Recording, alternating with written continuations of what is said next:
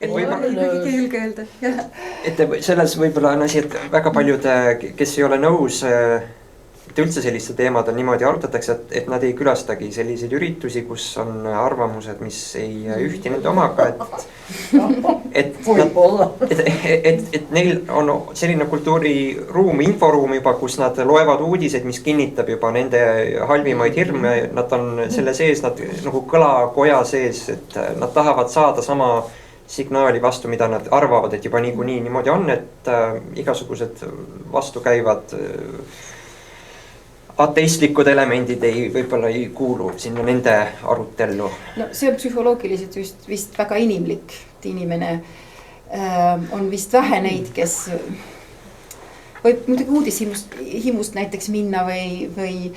ma ei tea, et ennast harida või nii ja minna nagu hoopis nagu teistsugusele üritusele, kus on juba nagu ette teada, et absoluutselt ei saa olla nõus nende seisukohtadega, mis seal esitatakse näiteks või kuidas sa seda psühholoogina ütled? Ma ei tea, mul üks hea sõber just ütles, et ta käib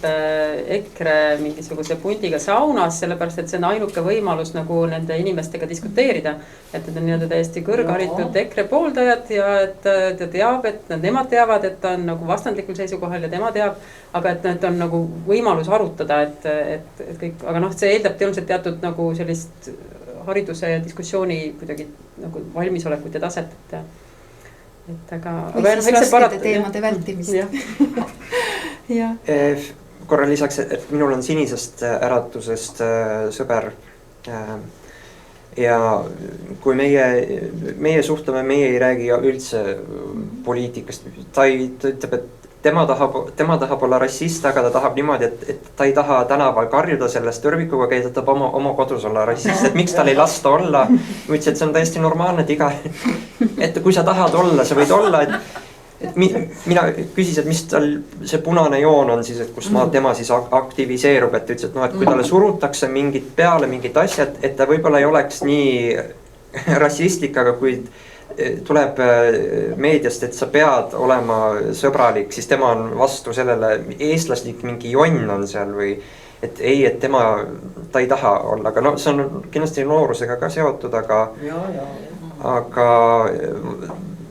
2 korda vanemate inimeste puhul mina ei suuda nagu samade argumentidega enam nagu kaitsta, et noorema inimese puhul ma saan aru, et tal on kodus on Haakristiga lipp, NSV-li lipp on, ISISe lipp on ja siis on Eesti lipp. Ja need on kõik nagu oma 4 seina on ja ma saan aru nagu, ma saan sellest aru täiesti, et ja meie ei vaidle, ta kuulab räppi, Ameerika muusikat, tal on igast nahavärvist enda vanulisi sõpru Facebookis, kellega ta kogu aeg Skype'ib. See kõlab nagu harrastus. See kõlab nagu võib-olla arengufaas või midagi, et minul on nagu antropoloogiliselt huvitav seda jälgida ja mina ei pane seda pahaks, et minul lihtsalt, et kui inimene ütleb, et mul on väga hea meel, kui inimene ütleb, et ma olen nats või ma olen rassist, et siis inimene, ma tean, kellega ma räägin, et ta ei teeskle, kes ta ei ole, et siis me saame nagu rääkida, aga minul on probleem selles, kui inimene on nagu väga ebamäärane, et ta nagu ise ei, ma saan aru, et keegi ei taha ju minna konflikti kellegagi, aga kui inimene nagu väga kuidagi on täpselt keskteel, et ei, mul nagu siuke Savisaarelig, siukene ähmane jutt, et ei, mulle meeldib kõik ja mul ei ole, siis ei ole väga reaalne. Ma olen kindel, et see inimene, kes ennast nimetas, et tema ajaloost väga ei pruugi teada, et kuskil aastast 15 kuni 25 seal punktis, nagu mina olen aru saanud, et teatud, kes enne olid punkarid Vene ajal, vastandusid Vene võimuga, nüüd nad vastanduvad kas mingi globaliseerimisega või midagi, et see on nagu uus punkt, mida noored ütlevad, et ma nagu, see ei ole, ma saan aru, mida ta ütleb, aga kui ta mulle ütleb seda, siis ma näen, et ta ei ole väga haritud inimene võib-olla, et see on lihtsalt asi, mida öelda või vastanduda või midagi niimoodi. See on teatud protest. Jah, et kui on mingi teine ajalugu meil oleks või teine periood, siis oleks mingi muu sõna sellele, kuidas vastanduda, et. Aga kuidas siis see natsism või rassism kui nagu moeröögatus või kuidas seda nüüd siis öelda, sest tegelikult kas me peame nagu mures olema või tegelikult kui me ütleme ajalooliselt,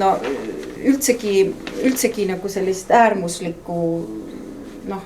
isamaalisust või siis natsionalismi, siis tegelikult nad lähevad ju niimoodi, tulevad, lähevad. Kas ei ole nii? Kas ei ole nii, et mingi hetk on,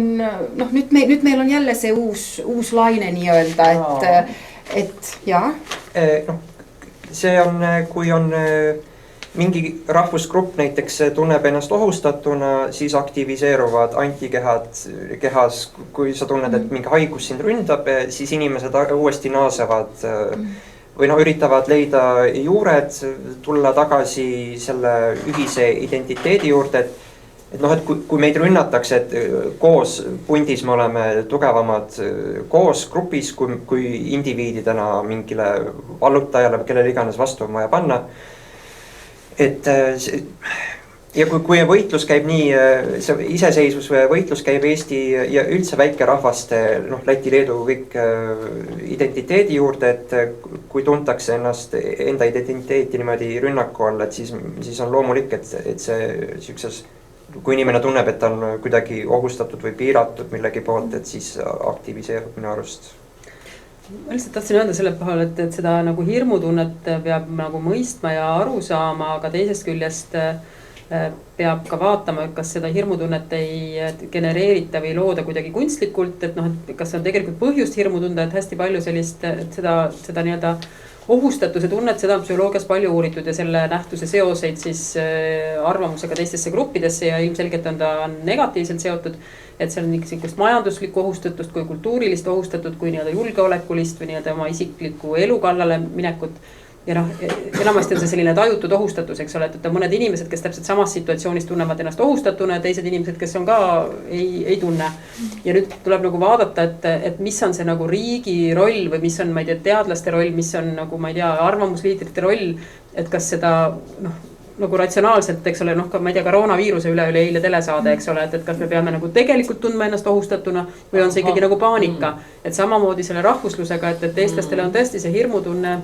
nagu see on mõistetav, et see on olemas lihtsalt ajalooliste kogemuste, rahvuse väiksuse tõttu, võib-olla muutuste kiiruse tõttu, mis on toimunud, et mitu asja, mis panevad inimesi nagu seda ohutunnet tundma. Aga teisest küljest tuleks nagu hästi ratsionaliseerida, kas see on nagu mõistlik, kas on meil nagu põhjust nagu ohutunnet tunda või võtta neid hirme maha. Et ilmselgelt hirmudega on seotud selline negatiivsed suhtumised teistesse gruppidesse. Üks hea nipp, kuidas panna inimesi tõmmata emotsionaalselt käima on, et öelda, et anda neile natukene heaolu kätte, anda telekas ja anda auto ja siis öelda, et aga et kui te meid ei toeta, siis keegi võõras tuleb, võtab selle ära, et on ju hea telekat vaadata, tahad ju näha. Jah, et kui sa nagu meile ei anna enda hääleõigust näiteks, et siis seda on Keskerakond ja kõik omal moel teevad, aga et siis selline pinge panemine inimesele peale, et need, kellel ei ole midagi kaotada, need ei saa niimoodi kõnetada väga, aga need, kellel on just on saanud stabiilsuse kätte, et nad veel mäletavad, mis tunne oli ilma telekata võib-olla elada või niimoodi, et ei taheta tagasi, ei taheta libiseda. Minu enda kandis on mingi metsafirma, küsisin naabrimehelt, et kelle mets on, ütles, et ta ei tea ammu, et kunagi see oli, teadsid ümbruskaudsed, teadsid ennast sugulased, tuttavad, kõik teadsid, mit põlve pärand, ütles, et see on mingi Portugali kaudu mingi firma, et see Eesti puit läheb kõik kuskile, ma ei tea, Hiinas mingiks paberkottideks, et see on nagu näotu, vormitu, tavainimene, see ei hakka mingi paberimajandust läbi uurima, et kes see tegelik omanik seal on, aga kui sul on nagu üks konkreetne inimene, kes käib sinust mööda ja ta näeb teistmoodi välja, et see on konkreetne, sa saad seda palju paremini karta, kui seda vormitut finantstehingut näiteks võib olla. jah, aga veel sellest, et kuidas nagu nüüd jälle on nagu selline rohkem isamaaliselt meelestatud inimesed või vähemalt tahavad tuua seda välja palju nagu rohkem kui võib-olla natuke aega tagasi, sest mul täitsa juhuslikult sattus alles nüüd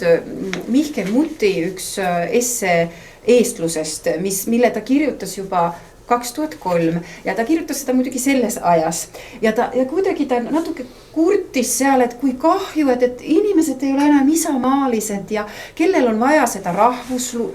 rahvuslust, et tegelikult enamus inimesed saavad oma nagu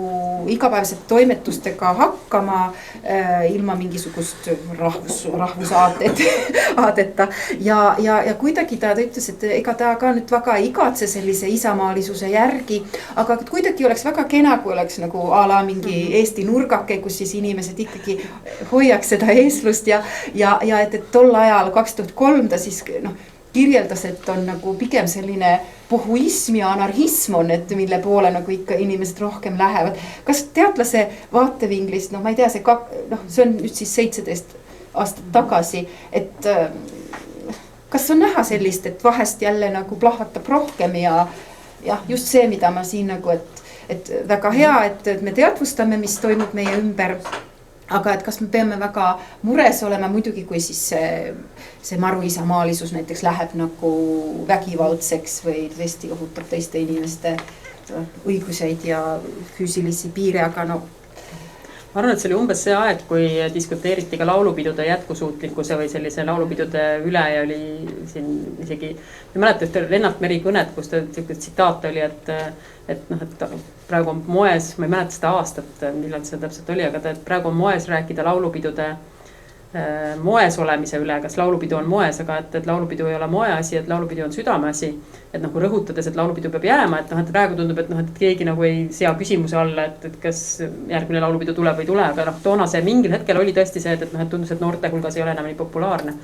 Ma arvan ise, et see on seotud sellega, et see nii-öelda võitlev identiteet või selle tähendus kadus ära. Et see oli tõesti 90-ndatel ikkagi liitis eestlasi väga tugevalt, et 90-ndate alguses, eks ole, ma ei tea, enamus on nii vanad, mäletavad, et kuidas see nagu, et see oli ikkagi nagu selline ja siis see ühel hetkel see ei jõua tõesti lõputult, eks ole, sellisel võitlus nagu tasandil toimetada ja kadus ka võib-olla see vaenlane või kelle vastu niimoodi võidelda ära. Ja siis selle ja see uus tõus tekkis, ma arvan, et selle pinnal, et Euroopa Liiduga liitudes palju tekkis väljarännet, siis tekkis see uus murelikkus selle väljarände pärast ja siis see globaliseerumise mõjudeks, eks ole, et sellega seotud ohutunded. Ja võib-olla nagu mingis mõttes see on selles mõttes huvitav, et sama nüüd ma tegin, ma arvan, et viimased intervjuud kuskil 3-4 aastat tagasi. Et siis seal tuli välja, et seda nii-öelda eestlaseks olemise tähendust on nagu täiesti ka nagu, kuidas öelda, metatasandil hakatud tähtsustama, et inimesed, kes on uurinud oma sugupuud või käinud välismaal või elanud mõnda aega välismaal, et sellepärast tähtsustavad rohkem, mis on nagu mingis mõttes selline asi, mida 90-ndatel inimesed võib-olla nii palju ei teinud, et siukene, kuidas öelda, nagu heaolu metatasandi identiteet, et see on nagu siukene võimalus tegeleda oma rahvusliku identiteedi või oma juurtega. Ja just see välismaa vaade, et kas kellelgi on välismaalt abikaasa või on ise elanud välismaal ja see nagu läbi selle rahvuslikkuse teadvustamine. Et see nagu teistmoodi tulnud tagasi, selle tähtsus. Nii, sealt me saimegi sinna just sinna laulu ja tantsupidude juurde ja miks sa mainisid siin just, et see on väga oluline sündmus muidugi Eestis laulupidu ja just huvitav see, et vahepeal isegi räägiti, et kas sellel on üldse mingid mõtted enam ja nüüd on tõesti nagu on enesest mõistetav ja ma ei tea, vist 100 000 inimest on kas siis lauljana või tantsijana või publikuna siis on seotud viimastel aegadel seal. Mis sind nii ärritab selles laulupeos? Mikko kirjutanud selle, Sirbis oli 2-3 aastat tagasi see lühike ülevaade Eestist kui apartheidriigist ja siis oligi just laulupidu oli see, mida sa kritiseerisid seal. No see see oli sihuke väike element mingis suures arutluses, mis oli Twitterist algas seal, Kaur Kender oli seal ja räägiti ja kas oli Kõlvart või keegi oli just lehes peksa saanud, et ta küsis, et midagi, et kas ei või olla seal üks venekeelne laul ka seal repertuaaris või et noh, lihtsalt mingi neutraalne vahet, mitte poliitiline, mingi ilus rahvuslaul, mingi sihuke. Ja siis ta sai väga palju selle küsimuse eest juba nagu nahutada ja siis kui oli suur see hurraa ja massihüsteeria selle laulupeo taaselustamisega, siis üks põhiargument oli, et no, et see liidab ju inimesi, et see ei ole ju halb nähtus. Ma ütlesin, et no, et ta liidab ja, aga ta välistab kõik Eesti alaelanikud, kes ei ole etnilised eestlased, et need, kes ütlevad, et see liidab, et siis mina ütlesin, et no, et sina ütled ainult sellepärast, et sa identifitseerid ennast eestlasega, aga Eesti hõimud ja kõik, kes siin Liivimaal kunagi on elanud, rannaloostlased, setud, et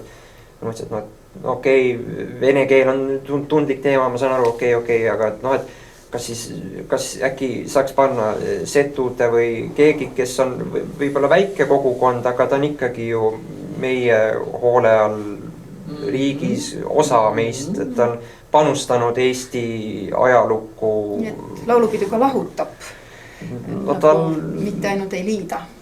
Seda need väliseestlased ütlesid, et no, et nemad nad on küll teises kultuuriruumis, aga et kui kuskil Rootsis, Inglismaal, et seal siukest, et seal on nagu rohkem kaasatud, nad on harjunud sellega, et on need inimesed, et no, et see võib-olla üritus on jah, kindla identiteediga olnud, aga ta on arenenud edasi, muundunud koos ajaga, ta on kohanenud, et siis lülitada rohkem inimesi sisse tuua, sest mida rohkem sa välistad inimesi, seda rohkem nad tunnevad ennast tõrjutuna, sa ei tea, mida need tõrjutud inimesed. Asi ei ole selles, et noh, et neid on nii palju, et me peame andma neile tüki, äkki nad ärrituvad. Asi on lihtsalt ilusas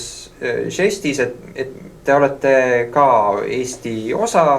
et me kaasame teid ka, et mingi väike laul, mingi žürii või kes iganes korraldajad valivad välja, et mis on neile siis siuke tähenduslik, et siis on kõik koos, kes Eestis elavad. Kui on sund korras, et sa pead rääkima teatud keelt, siis minul tekib see keele teemal, ma olen ka avaldanud paar lugu, et see on sundkeelestamine, eestistamine, venestamine, saksastamine, et see on nagu sõja üks tasandeid, aga keel saab selle relvaks, siis selle põhjal saab uurida, kes on kõige õigem territoriaalne elanik ja siis ma mõtlesin, et kui nüüd et öeldakse, et kodakondsust tahad, sa pead keeleeksami ju tegema läbi, et ma mõtlesin, et kui nüüd see keeleeksam teha tervele Eesti riigile, et kui teha eestlastele ka see keeleeksam, et kui paljud need siis läbiksid selle korrektse, kõik need käänded. Enamik ei tee seda.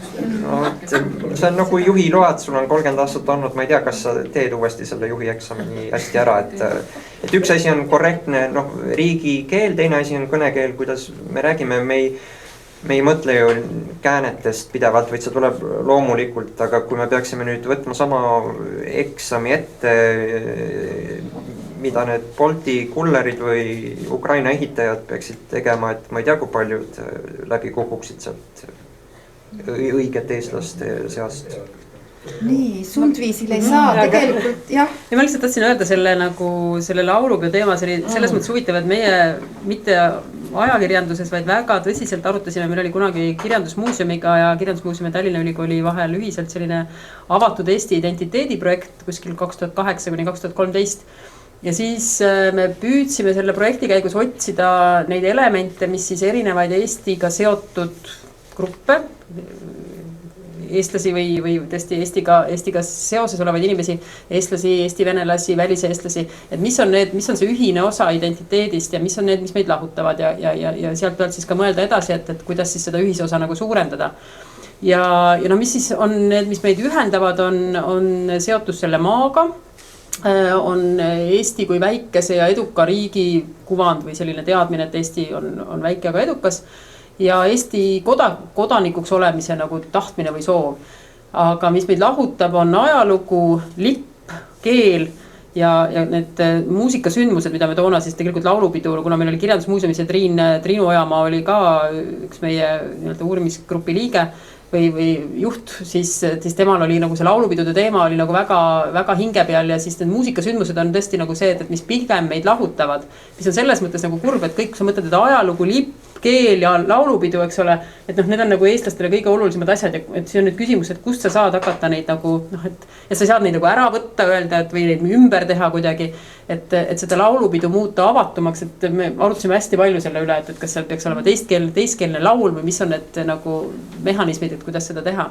Aga et see hiljem jõudis nagu niimoodi väga teravalt ajakirjandusse oli päris huvitav. Rahvusidentiteedi muutumise juures, et varem oli hea, et Nõukogude Liit oli vastane, meil oli üks selge vastane, kellega sai võidelda ja kõik oli enam-vähem oli selge põhimõtteliselt, aga et nüüd, kui rahvusidentiteet on plastilisem, siis inimesed, kui keegi nagu jõuga ju keegi ei keela enam midagi, tee mis tahad põhimõtteliselt, et siis nüüd on see määravaks faktoriks palganumbrid, töönumbrid, et meile tuleb just odavam tööjõud tuleb sisse ja meie inimesed, see, et nad keegi ei jää selle pärast siia, et ma olen eestlane, ma ei saa ära minna, et ma olen nii suur patrioot, pigem on, et seal on palk parem, et ma lähen sinna teise riiki, siis need piirid nagu on nihkunud, et see võitlus on nagu ebamäärane, et inimene ei tea tihti nagu, et kellega vastanduda, et oldi harjutud sellega, et Nõukogude Liiduga vastanduti, aga nüüd on inimesed vabatahtlikult, keegi ei küüdita mitte kuskile, et inimesed ise rändavad tihti sinna poole, kus on elu on parem ja siis minu arust solvab paljusid neid vanakooli patrioote, et see rahvusriik peaks olema selle rahvuse paradiis põhimõtteliselt, kes seal on, et seal peaks olema neil kõige parem, kus on globaalselt, neil ei saa kuskil parem olla kui siin, kus kõige rohkem. Aga siis iroonilisel kombel on see, kus kõige rohkem analüüsitakse, kas sa ikka oled ikka see õige, et kuigi see paradiisi variant peaks olema, et me võtame kõik, kes tahavad osa võtta, et me võtame vastu, et mida rohkem mitmekesisem meil on, et seda tugevam peaks see riik olema, et erinevad oskused kõik kombineerime kokku ja et ei ole monokultuur, et kui metsas lageraiet teha ja seal elab ainult üks putukas, siis see mets ei ole jätkusuutlik, et kui seal on segapuud, seal on lendoravaga, seal on jänesed, kõik asjad segamini, et siis ta on nagu kohanemisvõimelisem. Nii, siin ongi kaks täiesti vastandlikku ideoloogiad, eks ju, et see, et sina ütled, et see mitmekesisus ja multikultuursus ja siis on need, ma ei tea, kas siin nüüd just täna on kedagi sellist esindajad, kes ütleks pigem, et just see multikultuursus ja see mitmekesisus, no see just nagu lammutab eestluse ja Eesti riigi ja meil ei jää mitte midagi enam alles ja siis varsti meid liidetakse, ma ei tea, no nii Brüsseliga kokku ja ühesõnaga, et need on kaks väga nagu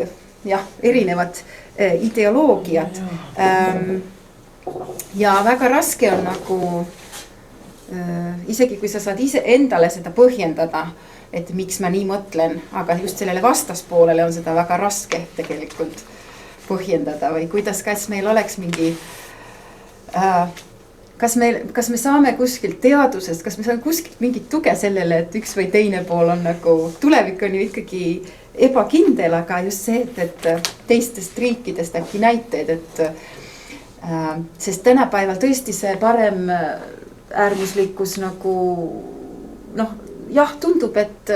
mina jään oli ju ka see, mina jään oli see laulupeo tunnus ka, minu meelest see oli hästi huvitav, kuidas sa Mikk olid toonud selle artiklis nagu välja selle, et seal juba on väike selline etteheide, et kas sa ikka jääd või mitte siia Eestisse ja kas sa oled see reetur, kes lähed või oled see päris eestlane, kes jääb? Järgmise, siis viimase laulupeo see moto oli veel hullem, et minu arm, et ma mõtlesin, et see oli nii, tahaks võinud olla kohe minu sinikas või mingi siukene, ma mõtlesin kohe, et kas nad ise, et see ei olnud kõige parem, oleks saanud ilusama moto panna, et see oli kuidagi nii nagu rusikas silmaauku, et kui eestlusest või üldse väikeriikidest rääkida lähiajaloo mõttes siin, kes olid Nõukogude Liidu poolt okupeeritud, et see jättis nii suure armi trauma, et see trauma on see, mis ajab paljusid inimesi, trigerdab. Öeldakse, et nagu noorem põlvkond on hellik põlvkond ja ei taha liha süüa ja kõik asjad, aga no ma ei tea, et kõik, mis seostub selle vana okupatsioon. Kui 90-ndatel nüüd saadi iseseisvus kätte ja vabadus tuli, siis ma ei ole kindel, et need inimesed, kes võitlesid tookord selle välja, et nad olid valmis vabaduseks tegelikult, et tundus, et 90-ndate Eesti vabadus oli midagi, et ikka utoopiline või kuidagi. Et kapitalist tuleb nüüd, hävitab kommunismi ära ja kuna kommunism oli nii halb, siis kapitalism on nii hea ja nüüd hakkab see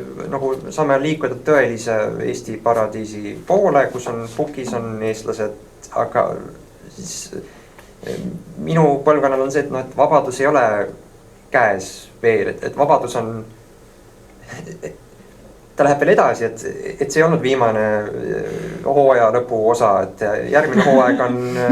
juba tehakse osasid eetrisse varsti tulemas, et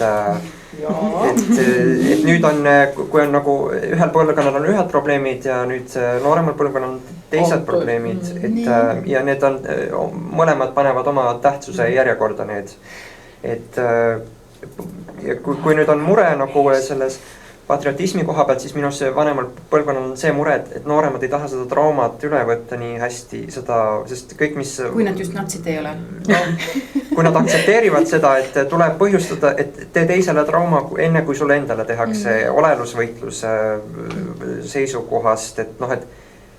elatakse pidevalt, et kui sind juba korra on küüditatud, siis kui see korra juba juhtus, siis sul ei ole põhjust uska, et miks see veel ei pruugi juhtuda, et see alati võib veel kannatud, kui sind koer on juba ammustanud, et siis... Samas ju noorte seas on just palju neid, näiteks just Sinine äratus ja nii, et siis on palju neid, kes tunnevad, et see isamaalisus ja selline protektionism on nagu tähtis tänapäeval just näiteks aga see on ka ikkagi mingis mõttes selline identiteedi otsing vähemasti mingis vanuses, tõesti nii nagu Mikk siin ka oma sõbrast rääkis enne, et ja mis on ka täiesti selline, ma ei tea, teaduslikult uuritud, et eriti nagu keeruline on see mingis perioodis noortele, kes on mitme identiteedi vahel, et seal on siis nagu mitu staadiumit, et alguses on selline suletud identiteedi staadium, et põhimõtteliselt kui sa nagu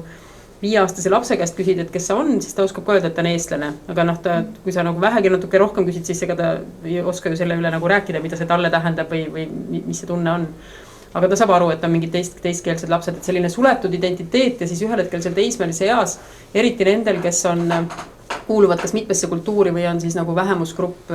kuskil enamuse hulgas. Et neil tekivad need küsimused, et kas ma nüüd olen see, kes ma olin või ma nüüd võitlen hoopis selle vastu või ma pean selle valima, et seal on staadiumid, eks ole, sellest suletud identiteedist sellise moratooriumi staadiumisse, kus sageli eitatakse seda vana. Ja kui sul on näiteks koolis räägitud, et ma ei tea, pead olema salliv ja kõik on väga tore, eks ole, siis sa ühel hetkel nagu vastandud kõigele sellele ei ole, et pigem siis nagu täpselt risti vastupidi. Et enamasti sellest nagu saadakse üle ja kasvatakse välja, aga kindlasti ka mitte alati ja see võib olla nagu väga traumaatiline, aga ma tahtsin veel korra selle muutuse kohta öelda, et kui oli juttu sellest, et ma arvan, et hästi olemuslik muutus on see, et 90-ndatel eestlastel ei olnud võimalik valida, kas ta on eestlane või ei ole eestlane ja see tüüpiline vastus oli see, et kas sul on tähtis olla eestlane, no ma ei oska öelda, sellepärast, et ega ma nagu ei saa ka midagi muud olla. Siis nagu täna on see eestlus selles mõttes huvitavalt nagu, ta on tõenäoliselt enamikele inimestele nagu teoreetiliselt valikuline, sest et ega tal ei ole, kui sul on mõlemad Eesti vanemad olnud, sa oled Eestis sündinud, et siis ta on nagu teoreetiliselt valikuline, et ega sul ei ole nagu valida kohe, et ma nüüd tahaksin tegelikult olla soomlane ja hakkan homme soomlaseks. aga noored tajuvad seda, et see on valikuline, et ma ei pea olema eestlane, mul on tegelikult võimalus siit ära minna, mul on tegelikult võimalus nagu valida midagi muud. Ja see on nagu vabatahtlik valik olla eestlane ja see on põhimõtteliselt teistsugune olukord. On see, kui on see, et mul nagu, ma olen nagu sunnitud ja ma ei saagi midagi muud olla, et see uhkus selle üle ja see valiku tegemine on nagu, ja see tähendab seda, et on võimalik ka tegelikult, et mõned teevad selle valiku teisiti. Et lähevadki ära või valivadki midagi muud või ütlevad, et see on täiesti ebaoluline. Ja seda tuntakse kindlasti ka vanema põlvkonna hulgas, kellel seda valikut ei ole või kes ei ole endale, kelle jaoks tegelikult, nii nagu ma ütlesin, enne see vanem väliseestlane ütles, et mina ei saa olla kedagi teist. Et nemad näevad seda nagu ohtu, et kui need noored nagu kohustuslikus korras ei saa eestlaseks. No jaa. Ma korra vahele, et mul üks sõber vene juurtega ja iseseisvumise ajal tema oli esimesse klassi minemas ja tema mõlemad vene päritolu vanemad, kes siia siis Nõukogude Liidu ajal toodi sisse. Nemad ütlesid, no nüüd on Eesti Vabariik, et nüüd paneme sulle Eesti nime, et lähed Eesti kooli. Siis tema ütles, et ta oli olnud identiteet veel nii välja kujunenud esimese klassi eas. Ja siis tal nimi vahetati ära, tal pandi Eesti nimi ja siis kui juhatatakse esimesse klassi, kas need gümnasistid või keegi käe kõrval viivad, selles koolis oli niimoodi, et sina oled siin klassis, siis see poiss siis, kes pidi teda nagu viima sinna klassi, küsis, et mis su nimi on, siis tema ei teadnud enda nime, ta ei teadnud enda identiteeti, midagi ta ei teadnud, et tal oli 2 nime ja üks oli mineviku nimi ja teine oli tuleviku nimi. Ja nüüd ta